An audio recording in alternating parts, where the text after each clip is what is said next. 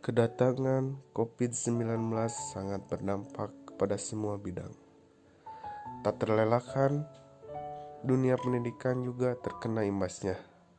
Semua siswa dari mulai taman kanak-kanak hingga mahasiswa mau tidak mau harus melakukan pembelajaran jarak jauh dari rumah masing-masing.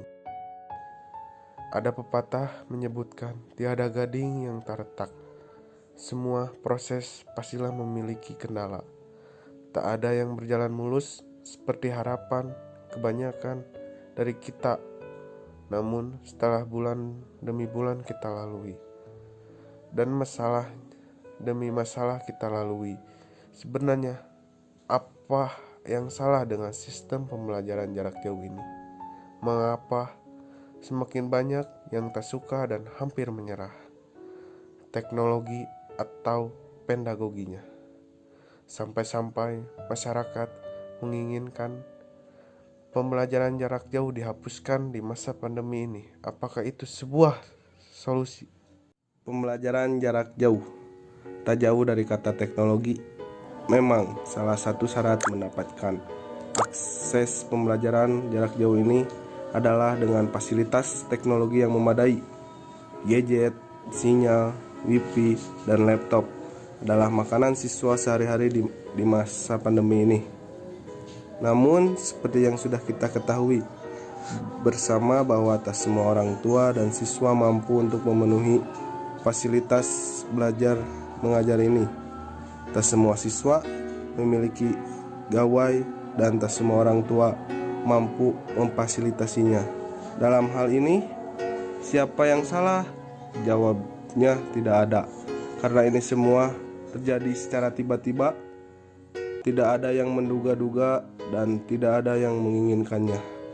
Lalu bagaimana langkah yang tepat untuk mengupayakan pemecahan masalah ini? Tentu dengan sinergi dari siswa, orang tua, pemerintah, dan masyarakat pada umumnya.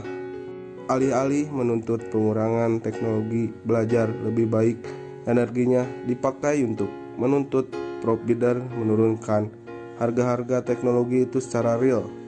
Maksudnya tarif yang diberikan harus benar-benar turun. Keterbatasan teknologi bukanlah satu-satunya persoalan yang harus ditangani. Masih ada persoalan lain yang sudah ada sejak sebelum pandemi yang harus ditangani pula, yaitu rendahnya kemampuan pedagogi.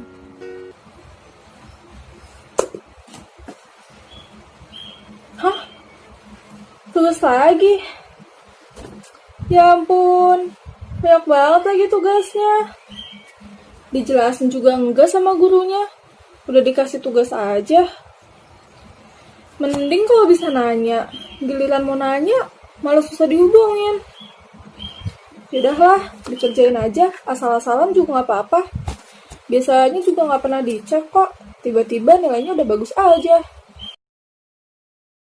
Murid tetap akan mendapatkan beban belajar yang berat. Jumlah jam belajar dan konten yang dipelajari murid Indonesia sangatlah banyak. Beratnya beban belajar anak Indonesia bersumber pada dua hal, yaitu luasnya bahan cakupan kurikulum dan juga rendahnya kompetensi pedagogi kebanyakan guru kita.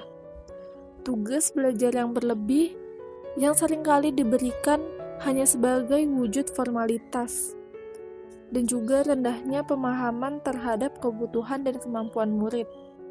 Kegagapan merancang proses belajar yang bermakna, dan juga kurangnya perlibatan orang tua dalam pembelajaran siswa.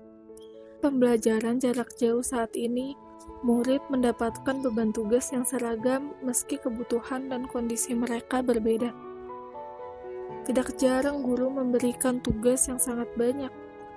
Padahal, proses pendidikan bukan tentang banyaknya tugas atau soal yang dikerjakan oleh siswa, tapi bagaimana kualitas pembelajaran bisa bermakna, bermanfaat, dan menciptakan siswa menjadi manusia yang lebih baik.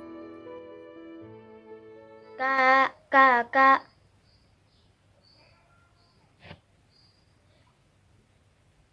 Iya, kenapa? Kak, bantuin aku dong ngerjain IPA. Tadi aku tanya ke ibu. Ibu nggak bisa. Lagian ibu masih beres-beres rumah. Oh, mana? Nih, dalam PJJ ini, masyarakat menyaksikan anak-anak mendapat begitu banyak tugas. Dan jika mereka mengalami kesulitan, anak-anak akan bertanya dan meminta bantuan ke satu-satunya pihak yang dapat diakses, yaitu orang tua. Pada akhirnya, orang tua mengalami sendiri beban yang selama ini ditanggung sendiri oleh anak. Belum lagi, orang tua ini harus mengerjakan kesibukan dan pekerjaan mereka. Hal ini menjadi permasalahan baru, di mana masyarakat atau orang tua ini mengalami persoalan berat dalam mendampingi anak melakukan pembelajaran jarak jauh. Bayangkan saja, orang tua yang tidak dididik dan disiapkan menjadi pendidik harus melakukan pendampingan pembelajaran jarak jauh.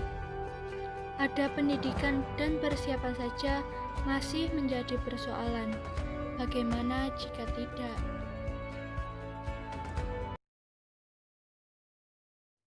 Pembelajaran jarak jauh akibat pandemi membuat masyarakat menyaksikan dan merasakan sendiri kualitas praktik pembelajaran saat ini.